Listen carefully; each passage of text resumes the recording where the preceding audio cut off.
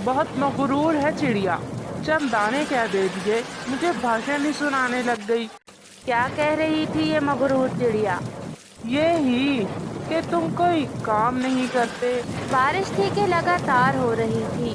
पूरी रात ऐसे ही गुजर जाती है। मैं नहीं जाऊंगा इस चिड़िया के पास, बहुत मगरूर है ये चिड़िया। तुम परेशान मत हो, जब रात गहरी हो जाएगी तो चिड़िया और उसके बच्चे सो जाएंगे और मैं उनके घर से जाकर दाना चुरा लाऊंगा। कालू कौवा जैसे ही चिड़िया के घर से दाना चुराने लगता है,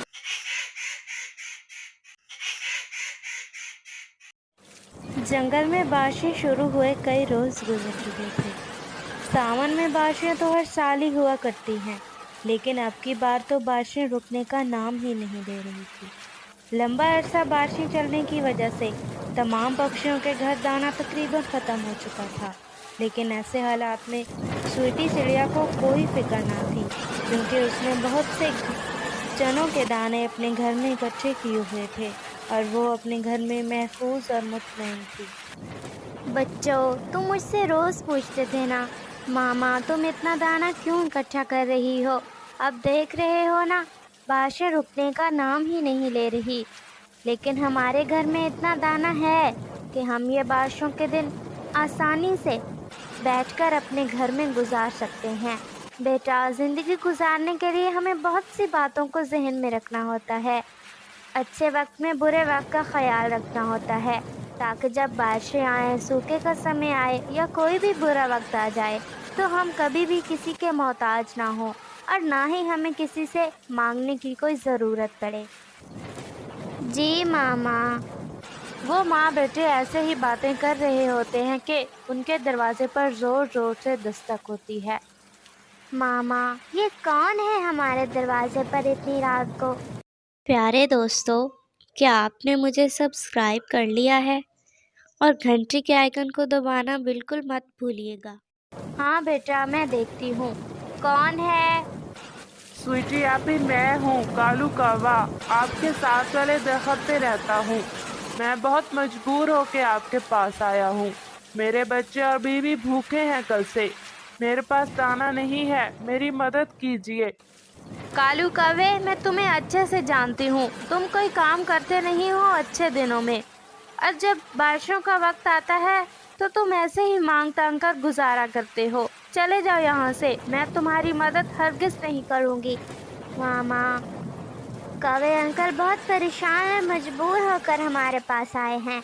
उनके बच्चे भूखे हैं ना, हमारे पास तो दाना है, इसलिए हमें उनकी मदद करनी चाहिए। ठीक है बेटा, मैं देखती हूँ। और फिर स्वीटी चिड़िया दरवाज़ा खोल देती है। अंदर आ जाओ, मुझे तुम्हारा सब पता है। तुम हमेशा ऐसे ही करते हो, नहायत आलसी और काहिल हो तुम। अब अगर मुझे तुम्हारे बच्चों का ख्याल ना होता ना, तो मैं तुम्हारी मदद कभी भी ना करती। और फिर स्वीटी चिड़िया कालू कौवे को चंद दाने दे देती है और वो लेकर अपने घर की तरफ चला जाता है। बहुत मगरूर है चिड़िया। चंद दाने क्या दे दिए, मुझे भाषण ही सुनाने लग गई। क्या कह रही थी ये मगरूर चिड़िया?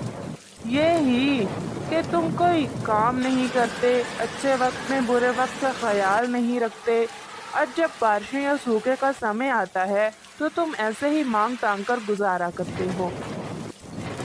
तुम छोड़ो इसकी बातें, 2-4 दिन की ही तो बात है। बारिशें रुक जाएंगी तो फिर कौन पूछेगा इस चिड़िया को?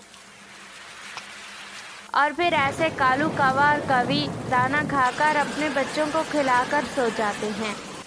बारिश थी कि लगातार हो रही थी। पूरी रात ऐसे ही गुजर जाती है और अगले दिन भी बारिश लगातार हो रही थी। कालू कौवा और काली कौवी बहुत परेशान थे। उनके पास वही दाने थे जो उन्हें चिड़िया ने दिए थे और वो रात को खाकर सो गए थे। अब उनके पास कोई दाना न था। बारिश ही के रुकने का नाम ही नहीं ले रही थी, इसलिए कालू कौवा और कवि बहुत परेशान थे। कालू जी, आप फिर से जाइए चिड़िया के पास, हमारे पास कोई दाना नहीं है।